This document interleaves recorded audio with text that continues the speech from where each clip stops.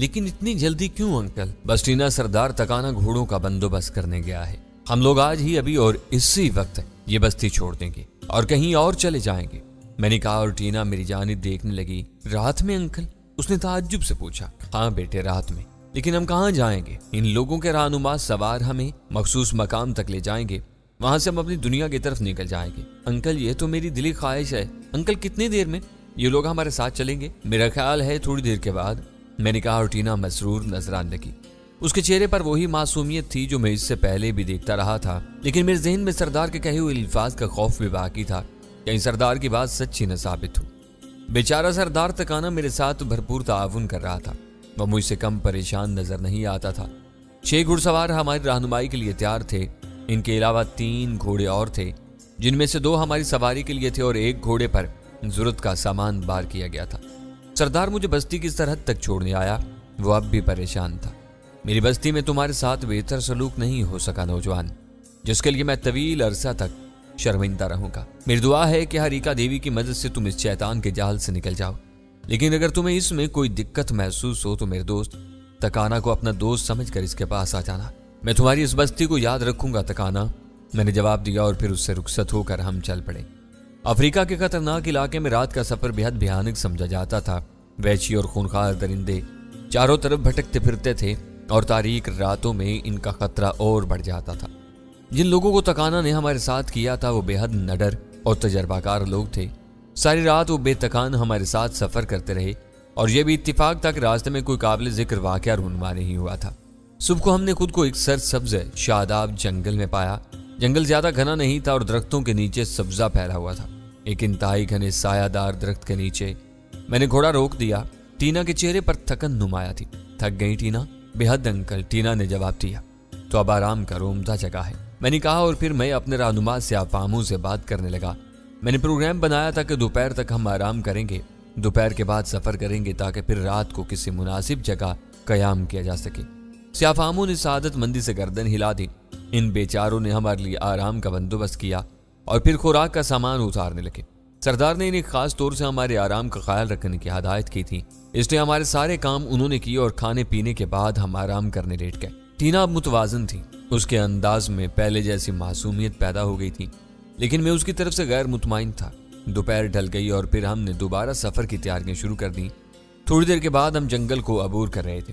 چونکہ آرام کر چکے تھے اور تھکن اتر گئی تھی، اس لیے ہم اس وقت تک سفر کرتے رہے جب تک تاریکی کالی گہری نہ ہو گئی۔ پھر ہم نے دوبارہ آرام کے لیے مناسب جگہ کا انتخاب کر لیا۔ یہ پہاڑی علاقہ تھا، اونچے نیچے ٹیلے چاروں طرف بکھرے ہوئے تھے، کہیں کہیں درخت وغیرہ بھی تھے۔ ایک خوبصورت جگہ منتخب کر کے ہم وہاں رک گئے۔ ابھی تک سفر پرسکون رہا تھا، کوئی ایسی بات نہیں ہوئی تھی جو تشویشناک ہوتی۔ رات کے کھانے کے بعد دیر تک ٹینا مجھ سے گفتگو کرتی رہی، خود اس کی سمجھ میں بھی نہیں آ رہا تھا کہ یہ صحبت سفر کس طرح ختم ہوگا۔ اپنے اوپر گزرے ہوئے حالات کا اسے کوئی علم نہیں تھا۔ پھر وہ حسب معمول سونے کے لیے لیٹ گئی، میں بھی اس سے تھوڑے فاصلے پر لیٹ گیا تھا۔ ہم سے کچھ دور سے افام محافظ آرام کر رہے تھے، وہ بیچارے دو دو کر کے جاگ رہے تھے۔ تکانا نے ہماری بے لوث خدمت کی تھی، میں اس سے بہت متاثر تھا، لیکن اس بیچارے کے لیے میں کچھ نہیں کر سکا۔ آخری رات کا چاند تھا، پہلے تو تاریکی رہی لیکن آہستہ آہستہ روشنی ہونے لگی۔ میری آنکھیں نیم غدودہ ہوئی ہی تھیں کہ میں نے کسی کو اپنے قریب محسوس کیا اور چونک پڑا۔ ٹینا میرے سراہنے موجود تھی۔ نیند نہیں آ رہی؟ میں نے مسکراتے ہوئے پوچھا اور وہ بھی مسکرا دی، لیکن اس کے اندر کسی قدر تبدیلی نظر آ رہی تھی۔ یہ تبدیلی صرف میرا احساس تھا، کوئی خاص واقعہ نہیں ہوا تھا، لیکن چند ساعت کے بعد میرے اس احساس کی تصدیق ہوگی۔ وہ کھسک کر میرے نزدیک آ گئی تھی۔ میں عورت بننا چاہتی ہوں، میں جوان ہو گئی ہوں۔ اس کی آواز ابھری اور میں اچھل پڑا۔ ٹینا، میں نے اسے گھورتے ہوئے کہا، میں بھرپور جوان ہوں، میرے بدن کو دیکھو۔ اس نے اپنا لباس بدن سے نوچ پھینکا اور میں بوکھلا کر اٹھ گیا۔ یہ معصوم ٹینا نہیں تھی، اپنے حواس میں بھی نہیں تھی، یقیناً وہ اپنے حواس میں نہیں تھی۔ ہوش میں آؤ ٹینا، میں نے کہا، اور اس نے ادائے خود سپردگی کے ساتھ اپنا بدن میرے سامنے لہرایا۔ 13-14 سال کی یہ بچی آج تک اپنے کردار میں معصومیت کے علاوہ اور کوئی احساس نہیں رکھتی تھی، لیکن اس وقت تو نہ جانے کیا بن گئی تھی۔ میں تمہاری آغوش میں سمانا چاہتی ہوں، مجھے مایوس نہ کرو ورنہ وہ سیاہ میرے بدن کی پیاس بجھائیں گے۔ اس نے دور سوتے ہوئے سیاہ کی طرف دیکھا اور میرے ذہن میں چلاٹ پڑ گئی۔ آخری بار کہہ رہا ہوں ٹینا، ہوش میں آؤ، تم مجھے ہوش میں لے آؤ نا۔ اس بار وہ حد سے گزر گئی اور میرا بھرپور ہاتھ اس کے منہ پر پڑا۔ وہ کئی فٹ دور جا گری تھی لیکن وہ پھر اٹھ گئی۔ ٹھیک ہے، تم مجھے قبول نہ کرو، میں جا رہی ہوں، میں ان سے درخواست کروں گی۔ وہ اٹھ کر سیافاموں کی طرف بڑھی اور اب بات حد سے گزر گئی تھی۔ میں اسے اس کے حال پر نہیں چھوڑ سکتا تھا، چنانچہ میں نے لپک کر اسے پکڑ لیا اور پھر میرا ہاتھ اس کی گردن کی پشت پر پڑا اور وہ لہرا کر زمین پر گر گئی۔ وہ بے ہوش ہو گئی تھی۔ میں نے اٹھا کر اسے اس کی جگہ لٹا دیا اور پھر بمشکل اس کا لباس اسے پہنایا، لیکن اس کی کیفیت سے میں سخت پریشان ہو گیا تھا۔ میں نے اس کی اب تک حفاظت کی تھی۔ اگر یہ کیفیت حقیقی ہوتی تو میں اتنا پریشان نہ ہوتا، لیکن وہ اپنے حواس میں نہیں تھی۔ دیر تک میں اس کے نزدیک بیٹھا اس کے بارے میں سوچتا رہا۔ پھر میں نے فیصلہ کیا کہ اب دن رات سفر کرنا ہوگا تاکہ اس طلسمی ماحول سے جتنی جلدی ممکن ہو دور نکل جاؤں۔ کچھ بھی ہو جائے میں ٹینا کو بے سہارا نہیں چھوڑوں گا۔ سیافام اطمینان سے اپنی جگہ موجود تھے۔ ان بیچاروں کو صورتحال کا کچھ علم نہیں تھا۔ دیر تک میں اسی طرح بیٹھا رہا اور پھر اس کے نزدیک دوبارہ لیٹ گیا۔ چاند اپنا سفر طے کر رہا تھا۔ ہوا اتنی خوشگوار چل رہی تھی کہ آنکھوں میں شراب اتر رہی تھی اور پھر یہ شراب میرے حواس پر چھا گئی اور میں دوبارہ سو گیا۔ اس بار سیافاموں نے مجھے جگایا تھا۔ دور پہاڑوں کی اوٹ سے اجالا ابھر رہا تھا۔ سیافام مجھے جھنجھوڑ رہے تھے۔ میں چونک کر اٹھ گیا۔ آپ کی ساتھی لڑکی گھوڑے پر بیٹھ کر اس طرف گئی ہے۔ ہم نے 2 آدمی اس کے پیچھے لگا دیے ہیں، ایک سیافام نے مجھے بتایا اور میں نے ایک گہری سانس لی۔ میں اور الجھ گیا تھا۔ بہرحال ہم نے بھی اپنے گھوڑے سنبھال لیے اور پھر ہم بھی اسی طرف دوڑ پڑے۔ سورج اوپر آیا تھا لیکن ان لوگوں کا کوئی پتہ نہیں چل سکا تھا۔ یہی رخ تھا جس سے ہم آئے تھے اور اب ہم دوبارہ بستی کی جانب جا رہے تھے۔ میرے ذہن میں بھنور اٹھ رہے تھے۔ دل چاہ رہا تھا کہ ٹینا کو جہنم میں چونک کر آگے بڑھ جاؤں، لیکن پھر خیال آتا کہ وہ بے قصور ہے۔ یہ سب ترشال کا ہی شیطانی چکر ہے۔ میں اس شیطان کو کامیاب نہیں ہونے دوں گا۔ کچھ بھی ہو جائے میں ترشال کو کامیاب نہیں ہونے دوں گا۔ میرے دانت بھنچ گئے اور ہم رکے بغیر سفر کرتے رہے۔ شام کو سورج چھپے ہم بستی پہنچ گئے جہاں ہماری ملاقات تکانا ان دونوں سیافاموں سے ہوئی تھی۔ سیافاموں کی حالت خراب تھی۔ ان کے بدن جھلسے ہوئے تھے اور جگہ جگہ گوشت نکل آیا تھا۔ شاید وہ ابھی تکانا کے پاس پہنچے تھے۔ تکانا کے چہرے پر مردنی چھائی ہوئی تھی۔ اس نے میری طرف دیکھا اور مایوسی سے بولا، میں نے پہلے ہی کہا تھا نا، ان لوگوں کو کیا ہوا؟ میں نے افسوس زدہ نگاہوں سے ان دونوں سیافاموں کو دیکھتے ہوئے پوچھا۔ انہی سے سنو، تکانا نے کہا۔ کیا ہوا تم دونوں کو؟ میں نے پوچھا۔ ہم لڑکی کا تعاقب کرتے ہوئے سیاہ پہاڑوں تک گئے۔ وہ گھوڑے سمیت پہاڑیوں میں غائب ہو گئی۔ ہم پہاڑیوں میں بھٹک رہے تھے کہ اچانک پہاڑیوں سے شعلے نکلے اور ہم شعلوں میں گر گئے۔ ہمارے گھوڑے جل کر ہلاک ہو گئے۔ ہم بمشکل نکل آنے میں کامیاب ہو سکے اور یہ حرکت اس شیطان کے علاوہ کسی کی نہیں ہے، تکانا نے کہا۔ لڑکی کا پھر کوئی پتہ نہیں چل سکا۔ میں نے شعلہ بار نگاہوں سے انہیں گھورتے ہوئے پوچھا۔ نہیں، اس کا نام و نشان تک نہیں ملا۔ تکانا، ان کے علاج کا بندوبست کرو۔ مجھے افسوس ہے کہ تمہیں میری وجہ سے سخت پریشانی اٹھانی پڑی، لیکن ترشال سے اب میری جنگ شروع ہو چکی ہے۔ میں دیکھوں گا وہ کتنا بڑا جادوگر ہے۔ میں جانتا تھا کہ تکانا مجھے احمق سمجھ رہا ہوگا، بھلا میں کس طرح اس کی شیطانی قوت کا مقابلہ کر سکتا تھا۔ رات کو تکانا دیر تک میرے پاس بیٹھا رہا۔ وہ بہت مایوس تھا اور مجھ سے بھی مایوسی کی گفتگو کر رہا تھا۔ یقین کرو میرے دوست، تمہاری خواہش پر مجھے کوئی اعتراض نہیں ہے، لیکن ایک مہمان کی حیثیت سے میں تمہیں اس خطرے سے بچانا چاہتا ہوں۔ میں تمہارے خلوص کو دل سے قبول کرتا ہوں، لیکن اب میرے لیے بھی یہ ضروری ہے۔ اس کے علاوہ میں اور کیا کر سکتا ہوں؟ ترشال تمہارا خون پی جائے گا، وہ شیطان ہے۔ میں بھی یہی چاہتا ہوں، میں نے مسکرا کر جواب دیا۔ اب میں اسے کیا بتاتا کہ میرا خون بہت خراب ہے اور کسی کے لیے یہ ممکن نہیں ہے۔ دوسرے دن میری درخواست پر تکانا مجھے اس علاقے میں لے گیا جہاں 1000 راتوں کی شکار پتھر کی زندگی گزار رہے تھے۔ بڑا پراسرار علاقہ تھا۔ تکانا مجھے ان لوگوں کے بارے میں بتا رہا تھا جو بظاہر سیاہ پتھر کے مجسمے نظر آ رہے تھے۔ یہ سن کر حیرت ہوتی تھی کہ وہ کبھی انسان تھے۔ اس نے ان شیطانوں کی روایات بتا کر مجھے خوفزدہ کرنے کی کوشش کی، لیکن خوف کا میرے نزدیک گزر نہیں تھا۔ یہ تمام لوگ وہ تھے جنہوں نے اپنی شیطانی قوتوں سے بستی کی نیندیں حرام کر رکھی تھی۔ انہوں نے وہ سب کچھ کیا جو کر سکتے تھے، اور جس کی جتنی زندگی تھی اس نے اتنے ہی انسانوں کا خون پی لیا۔ گویا بے شمار افراد لقمہ اجل بنے اور ان کی زندگیاں اس طرح ختم ہو گئیں۔ سو میرے دوست، میرے مہمان، معزز مہمان، یہ مناسب نہیں ہے کہ تم خود کو اس نوجوان کی حیثیت سے پیش کرو جسے ترشال کی خدمت میں اس لیے بھیجا جاتا ہے کہ وہ اس سے اپنے خون کی پیاس بجھائے۔ ہم لوگ تو اس کے عادی ہیں اور ہماری تقدیریں یہی ہیں۔ سو جو گناہ کا پودا ہماری زمین میں اگا ہے اسے ہمارے خون سے سراب ہونا چاہیے۔ تم چند روز کے لیے یہاں آئے ہو، تمہاری زندگی خطرے میں کیوں ڈالی جائے؟ میرے اچھے دوست تکانا، میں نے اسے مخاطب کیا، پہلی بات تو یہ سن لو کہ ترشال میرا خون نہیں پی سکتا۔ تم خود کہہ چکی اور میں نے تمہیں اس کا احساس نہیں دلایا کہ یہ راستے ناقابل عبور ہیں جدھر سے میں آیا ہوں۔ سو میرے جیسا نوجوان ہی ان راستوں کو عبور کر سکتا ہے اور میرے جیسا شخص ہی تمہیں ترشال کے بوجھ سے آزاد کرا سکتا ہے۔ اور اگر میں ترشال پر قابو نہ بھی پا سکا तो बहर सूरत ये तो मुमकिन नहीं है कि मैं उस लड़की को यहाँ छोड़कर अपनी जिंदगी बचाने के लिए आगे बढ़ जाऊं। चुनांचे मैंने जो फैसला किया मुझे इस पर अटल रहने दो और मेरी मदद करो। तकाना ने गर्दन झुका दी, फिर मुर्दा सी आवाज में बोला, ठीक है, अगर तुम इस हद तक बाजिद हो तो मैं खामोश हुआ जाता हूँ। एक और बात कहूंगा सरदार। क्या? तकाना ने पूछा। क्या तुम पहले इस शख्स का इंतखाब कर लेती हो जिससे तरशाल की हवस पर कुर्बान किया जाता है? हाँ, इस बार जो नौजवान है उसका नाम बंकारा है, तकाना ने बताया। अगर इस बार उसकी जगह चला गया मैं, तो क्या आइंदा उसे ही तरशाल के पास भेजा जाएगा? इस सिलसिले में हम कोई फैसला नहीं कर सकते नौजवान दोस्त, लेकिन तुम्हारा मकसद क्या है? मैं सिर्फ ये चाहता हूं कि अगर इत्तेफाक से मैं तरशाल पर काबू न पा सका तो तुम इस नौजवान को उसकी भेंट के लिए मत बेचना जिसका इंतखाब तुम कर चुके हो। ओह, तकाना ने गर्दन हिलाई, गोया तुम चाहते हो कि उसकी जिंदगी हमेशा के लिए बच जाए। हाँ, मैं यही चाहता हूँ। अनोखी ख्वाहिश है, तुम्हें इससे क्या फायदा होगा? कोई फायदा नहीं, बस मैं चाहता हूँ कि एक शख्स इस तरह से बच जाए। ठीक है, मैं तुम्हारी इस ख्वाहिश की तामील करूंगा, तकाना ने जवाब दिया और मैं मुस्कुराने लगा। चांद यूं भी आखिरी रातों का सफर तय कर रहा था। फिर एक रात वो डूब गया। गोया वो डूबते चांद की आखिरी रात थी और इसी रात के आखिरी पहर इस नौजवान को स्याह पहाड़ियों में भेजा जाने वाला था जो इस बार तरशाल का निशाना बनने के लिए तैयार था। इन चंद दिनों में टीना का कहीं पता नहीं चल सका था और मेरा दिल इसके लिए खून के आंसू रोता रहता था। मुझे टीना की वो कैफियत याद आई जिसका इजहार उस रात हुआ था। मासूम टीना के चेहरे पर एक जवान औरत के जज्बात थे और मेरा दिल किसी तरह यह बात तस्लीम करने के लिए तैयार नहीं था कि वो अपने किसी जज्बे के तहत इस हद तक आमादा हो गई थी। इस मासूम दिल में अभी ये जज्बा यकीनी तौर पर पैदा ही नहीं हुआ होगा। सो अगर तरशाल ने इसे आमादा कर लिया होगा तो क्या टीना अब वही मासूम टीना होगी? अगर तरशाल ने टीना को तबाह बर्बाद कर दिया तो फिर मैं उसे इतनी अज़ियतनाक मौत दूंगा कि वो मरने के बाद भी ना भूल सकेगा। मैंने सोचा था। सरदार तकाना खासा मायूस था। बहर सूरत वो मेरी राह में आना भी नहीं चाहता था। चुनाचे तारीख रात के आखिरी पहर उसने मुझे अलविदा कहा और मैं स्याह पहाड़ियों की तरफ चल पड़ा। तकाना ने मुझे बता दिया था कि मुझे वहां जाकर क्या करना है। मेरा ज़हन अजीब से ख्यालात में डूबा हुआ था।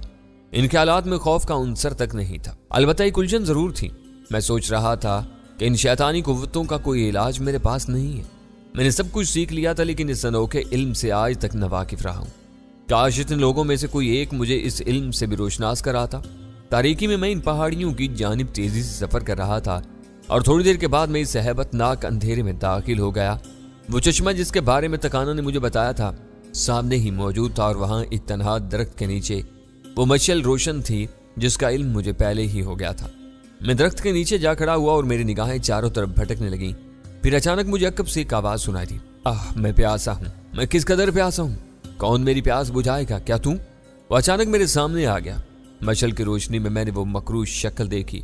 बड़ी हैबतनाक शक्ल थी। स्याफाम तो था ही, निचला होंठ थोड़ी तक लटका हुआ था और उसके लंबे लंबे दांत नजर आ रहे थे। नाक तोते की चोंच की तरह मुड़ी हुई थी। बदन अच्छा खासा तवाना था। क्या तू मेरी प्यास बुझाएगा? उसने पूछा। मैं भी तो प्यासा हूँ तरशाल, मेरी प्यास कौन बुझाएगा? मैंने कहा और वो चौंक पड़ा। अरे तू कौन है? तो इस बस्ती से तू नहीं है? ओह, मैं समझ गया, इस लड़की का साथी। हाँ वही है तू। मैंने इबादत की सुबह तुझे देखा था, लेकिन ये तकाना बड़ा ही आयार है। इसने तुझसे पीछा छुड़ाने के लिए सोचा। खूब सोचा, कोई हर्ज नहीं है, मगर तू क्या पिएगा? तेरा खून, मैंने जवाब दिया। ओहो, क्या वाकई? पी ले पी ले, ये ले खंजर ले और जहां चाहे घूमते।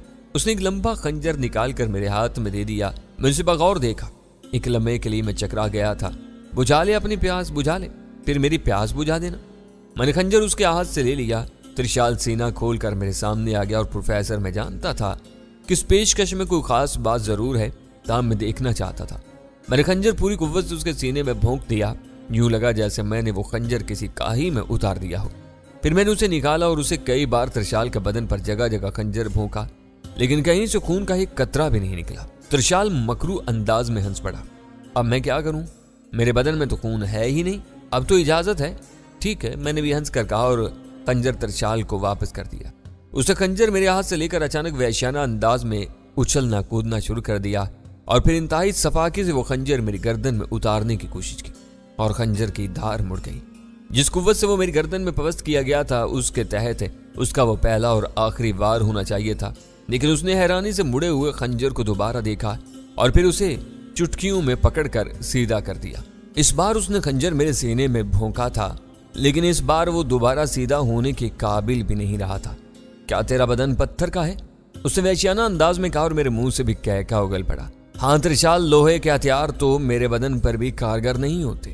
त्रिशाल मेरे इन अल्फाज से हरासा नहीं हुआ था, बल्कि दिलचस्प निगाहों से मुझे देख रहा था। फिर उसने नाकारा खंजर फेंक दिया। मेरे दांत लोहे के नहीं है, ये तो हड्डियों में भी बासानी उतर जाते हैं। उसने दोनों हाथ फैला दिए जैसे मुझे अपनी गिरफ्त में लेने का ख्वाहिशमंद हो, और फिर उसने लपक कर मुझे अपने बाजुओं में भींच लिया। और जहां बात ताकत की हो तो फिर जादू की ऐसी की तैसी मैंने उसे गिरफ्त करने का पूरा मौका दिया था। उसने मुझे गिरफ्त में लेकर अपने दांत मेरे शाने में गाड़ दिए और फिर बौखलाए हुए अंदाज में मुंह पीछे हटा लिया। इसके साथ ही उसने मुझे छोड़ दिया था, लेकिन अब मैं उसे कहां छोड़ता। मैंने भी उसके बदन को गिरफ्त में ले लिया और फिर मैंने पूरी कुव्वत से उसे दबाया। तरशाल के हल्क से दिलखराश आवाजें निकल रही थी, उसकी आंखें बाहर निकल पड़ रही थीं। उसने भी पूरी कुव्वत इस्तेमाल करके मेरी गिरफ्त से निकलने की कोशिश की और मैंने उसे उठाकर जमीन पर दे मारा।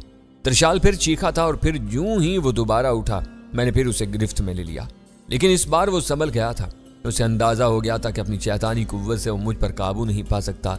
चुनांचे अचानक ही उसका बदन जैसे पिघलने लगा। वो एकदम किसी रस्सी की तरह पतला हो गया और उसका अब मेरे हाथों से निकल जाना फितरी अमर था। मेरी गिरफ्त से निकलते ही उसने पहाड़ियों की तरफ छलांग लगा दी, लेकिन अब मैं उसका पीछा छोड़ने वाला कहाँ था। मैं उसके पीछे दौड़ने लगा और यूं ही वो सयाह चट्टान के एक गार में दाखिल हुआ। मैंने भी गार में दाखिल होने की कोशिश की। उसी वक्त एक वजनी चट्टान अपनी जगह से इस तरह सिरकी के गार का दरवाजा बंद हो जाए, लेकिन मैंने उस चट्टान को रोका और इसमें कामयाब हो गया। चट्टान मुझे धकेल न सकी और मैं अंदर दाखिल हो गया। बदबू का एक शदीद भभका मेरे नाक से टकराया था।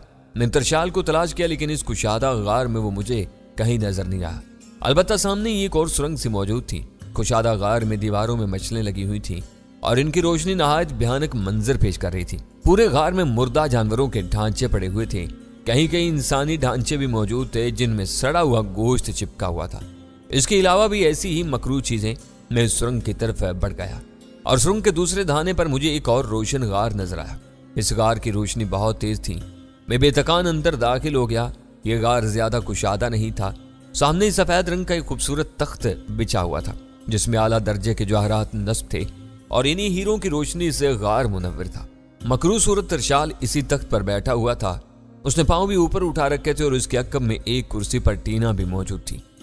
लेकिन इस खौफनाक और वहशत ज़दा शक्ल जिसमें मैंने उस रात उसे देखा था जिस दिन वो अगवा हुई थी, उसके होंठों पर एक खौफनाक मुस्कुराहट फैली हुई थी। तरशाल के चेहरे पर खौफ के आसार थे। तुम कौन हो? उसने सहमी हुई आवाज में कहा। तुम खौफजदा हो तरशाल? नहीं, हरगिज नहीं। तुम मेरा कुछ नहीं बिगाड़ सकते। बिगाड़ कर देख लो। मैं तुमसे इतना दूर हूं कि तुम मुझ तक पहुंच नहीं सकते। मैं तुमसे हजारों मील दूर हूं, समझे, हजारों मील। उसने कहा। तुम शायद पागल भी हो गए हो। आओ मुझे हलाक करो, मेरा खून पियो, तुम प्यासे हो। मैंने आगे बढ़ते हुए कहा। धोखा हो गया है। देख लूंगा तकाना को, देख लूंगा बस्ती वालों को। पूरी बस्ती का खून न पी जाऊं तो मेरा नाम नहीं। उसने तुम्हें क्यों भेजा? अब उसके लिए मुसीबतें ही मुसीबतें हैं, तरशाल ने कहा। मैं बदस्तूर आगे बढ़ रहा था और एक लम्हे में मुझे एक अनोखा एहसास हुआ। मेरे और तरशाल के दरमियान जितना फासला था वो इन चंद कदमों में तय हो जाना चाहिए था। मैं मुसलसल आगे बढ़ रहा था, लेकिन फासला जूं का तूं था। एक लम्हे के लिए मैं ठिठक गया और इसी वक्त बदबख्त तरशाल ने कहकर कहा, आओ आओ, रुक क्यों गए? मुझ तक पहुंचने की कोशिश करो। तुम ये फासला सारी जिंदगी तय नहीं कर सकोगे। आओ बढ़ते रहो। लेकिन मैं वहीं रुक गया। ये सूरत हाल ताज्जुब खेज थी और तरशाल को यह एहसास हो गया था कि यहाँ मैं नाकाम रहा हूँ। चुनाचे इसका खौफ आहिस्ता आहिस्ता दूर होता जा रहा था, लेकिन उसने पांव जमीन पर नहीं रखे थे और इसी तरह बैठा हुआ था। चुनाचे मैंने भी अब पैंतरा बदलना जरूरी समझा। तुम्हारे जादू के बारे में मुझे बहुत कुछ मालूम हो चुका है तरशाल, लेकिन इत्मीनान रखो, मैं सारी उम्र तुम्हारी निगरानी कर सकता हूँ। मैं तुम्हें यह दावत देता हूँ कि मुझे नुकसान पहुंचाने की कोशिश करो, मुझ पर अपना जादू आजमाओ, तुम नाकाम रहोगे। मैं इंतजार करूंगा कि तुम्हारे जादू का दौर खत्म हो जाएगा और इसके बाद मैं तुम्हारे पथरीले मुजस्मे को पाश पाश कर दूंगा। मुमकिन है ये नौबत ही ना आए? मुमकिन है, तरशाल ने मकरू हंसी हंसते हुए कहा। मैंने उससे ये नहीं पूछा कि वो ये बात किस बुनियाद पर कह रहा है, लेकिन मैंने अपनी बात का सिलसिला जारी रखा। दूसरी तरकीब ये हो सकती है कि हम सुलह कर लें। सुलह कर लें? वो चौंका। हाँ, ये मुमकिन है। ओ, कैसी सुलह और किन शराइत पर? देखो तरशाल, मैं तुम्हें दावत देता हूँ कि तुम मुझ पर अपनी जादुई कुफ्तें इस्तेमाल करके मुझे हलाक कर दो। अगर तुम इसमें नाकाम रहे तो फिर मैं अपने जादू की इब्तिदा करूंगा और तुम्हें कुत्ते की मौत मारूंगा। लेकिन अगर तुम सुलह पर आमादा हो तो मैं भी तैयार हो सकता हूँ। तुम क्या चाहते हो? ये लड़की मेरी साथी है, ये मेरे लिए मोहतरम है। मैं इसे एक मखसूस मकाम तक पहुंचाना चाहता हूँ। तुम इसे मेरे हवाले कर दो। मैं इसे लेकर खामोशी से यहाँ से निकल जाऊंगा اپنی بھوک مٹانے کے لیے تم قبیلے کی لڑکیوں کو لاتے رہتے ہو، اس پر قبضہ جما کر اپنے لیے مصیبت مول مت لو۔ ترشال کچھ سوچنے لگا، پھر بولا، نہیں، ہرگز نہیں، یہ لڑکی میرے لیے کیا ہے تم اس کا اندازہ نہیں کر سکتی۔ اگر میں اپنی کوشش میں کامیاب ہو گیا تو اس کے بعد ترشال کبھی نہیں مرے گا۔ ہاں، اس کے بعد ترشال کبھی نہیں مرے گا، کوئی جادو اس پر کارگر نہ ہوگا، میں اسے کبھی نہیں چھوڑ سکتا، کبھی نہیں۔ کیا مطلب ترشال؟ یعنی تم اسے صرف اس لیے نہیں لائے کہ وہ ایک لڑکی ہے؟ نہیں، ہرگز نہیں، لڑکیوں کی بھلا میرے لیے کیا کمی ہے؟ جس قبیلے سے چاہوں اٹھا لاؤں، مگر یہ لڑکی خاص حیثیت رکھتی ہے۔ اس کی عمر کتنی ہوگی؟ بہت چھوٹی، تقریباً 12-13 سال۔ 13 سال، یقیناً 13 سال، مجھے اس کے چہرے سے اندازہ ہو رہا ہے۔ میں اسے 4 سال تک اپنے پاس رکھوں گا۔ جس وقت یہ 17 سال کی ہو جائے گی تو میں اسے ایک ایسا کام لوں گا کہ اس کے بعد لوگ یہ بھول جائیں گے کہ دیوی ہریکا بھی کوئی حیثیت رکھتی ہے۔ دیوی ہریکا اس وقت میرے سامنے بے بس ہوگی۔ میرا مقابلہ تو اسی سے ہے، میں اسے شکست دوں گا، وہ مجھے پتھروں میں تبدیل نہیں کر سکتی۔ ترشال نے جواب دیا، اگر ایسی بات ہے ترشال تو مجھے بتاؤ تمہارا منصوبہ کیا ہے؟ ممکن ہے میں بھی تمہاری مدد کر سکوں۔ میں نے کہا، مجھے کسی کی مدد کی ضرورت نہیں، بس یہ لڑکی میری پوری مدد کرے گی۔ مگر کس طرح؟ کیا تم مجھے یہ بات نہیں بتاؤ گے؟ میں نے اسے باتوں میں لگاتے ہوئے پوچھا، اور ترشال آنکھیں بند کر کے ہنسنے لگا۔ یوں لگتا تھا جیسے وہ تخت پر اپنے آپ کو بالکل محفوظ سمجھتا ہو۔ ایک آدھ دفعہ میں نے آگے بڑھنے کی کوشش کی تھی، لیکن پروفیسر عجیب بات تھی، میں جتنا بھی آگے بڑھتا ترشال کا اور میرا فاصلہ اتنا ہی رہتا جتنا کہ تھا، گویا میرے قدم زمین طے نہیں کر رہے تھے۔ تب ترشال نے کہا، ماترا بھون زمین کی گہرائیوں میں ایک جگہ ایسی ہے جس کا راز پانے والا ترشال کے سوا اور کوئی نہیں ہے، اور ماترا بھون کی گہرائیوں میں دیوی ہریکا کے قدم بھی معذور ہو جاتے ہیں۔ ہاں، اس کے لیے کہ اس کے دل میں کھوٹ ہے اور وہ پاک نہیں رہی۔ ماترا بھون میں سانپ ہے، اور وہ سانپ ابدیت کے تاج کا رکھوالا ہے، اور ابدیت کا یہ تاج جسے حاصل ہو جائے اسے نہ تو موت آتی ہے اور نہ کوئی اس پر فاتح ہوتا ہے۔ تو میرے دوست، تم جو کوئی بھی ہو، میری بات غور سے سنو۔ جو ابدیت کے راستے اختیار کر رہا ہے، مقدس سانپ تک پہنچنے والی ایک ایسی کنواری ہوگی جو پاکیزہ اور جس کے بدن پر ایسے اجنبی ہاتھ نہ پہنچے ہوں جن میں ہوس لرز رہی ہوں۔ تو میرا علم مجھے بتاتا ہے کہ یہ لڑکی معصوم ہے۔ میں نے اس کے دل میں ایک جوان عورت کے جذبات سمو کر دیکھے، اور یہ اسی طرح بھڑک اٹھی جیسے تم کسی بجھتی ہوئی آگ پر ایسے سفوف چھڑک دیتے ہو جو آتش گیر ہوتا ہے، اور اس آگ کی یہ بھڑک اس بات کی مظہر تھی کہ وہ ان جذبات سے ناآشنا ہے جو جوانی کے جذبات ہوتے ہیں۔ تو اب اس کی یہ آگ ہمیشہ کے لیے سرد ہو جائے گی اور یہ پاکیزہ رہے گی۔ تب یہ زمین کی گہرائیاں طے کرتے ہوئے سانپ تک جائے گی اور بڑے اطمینان کے ساتھ ابدیت کا وہ تاج اٹھا کر مجھے دے دے گی۔ تب وہ تاج میرے سر پر ہوگا اور لڑکی سانپ کا نوالا، اور اس کے بعد میں زندہ رہوں گا اس وقت تک جب تک کہ یہ دنیا کسی چادر کی طرح سمٹ جائے۔ بیوقوف تکانا سمجھتا ہے کہ ترشال بھی ان احمقوں کی مانند ہے جنہوں نے اپنی خواہشات کی تکمیل کے لیے 1000 راتیں مانگ لی ہیں اور اس کے بعد پتھر کے مجسموں میں بدل گئے۔ میں نے اپنی 100 راتیں صرف اس کوشش میں صرف کی کہ میں ابدیت کے تاج کے بارے میں معلومات حاصل کروں۔ میں نے ساری کوشش اس مقصد میں صرف کی کہ میں ہریکا سے مقابلہ کروں، اور کامیابی میرے نزدیک ہے۔ تاج صرف یہ لڑکی حاصل کر سکتی ہے، اس لیے میں اسے کیسے چھوڑ دوں؟ میں سکتے کے عالم میں اس کی گفتگو سن رہا تھا۔